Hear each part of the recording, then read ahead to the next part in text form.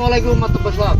ওয়ালাইকুম সালাম। হাসেম না রে ওটা কেন আসল বানাটা আসুস নি আসি বলে কোনটা জোর গো এখানে স্কুলে দিকে লাগছি স্কুলে তো দূর হইতে আর মধ্যে করে চলে এসেছি। স্কুল ভর্তি করে দিব আরে ভাইবো দেখ কথা ফোন বাদি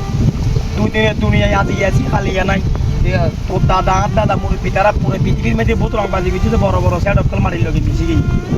তিনই শিক্ষে দে ফওরে দিনই শিক্ষে দে রোজা রমজানের মাস ফওরে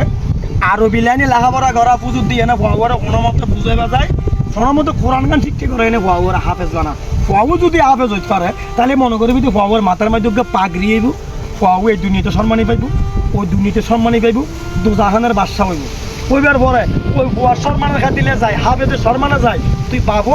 ওই দিয়ে মাথার মধ্যে পাগড়ি পাবি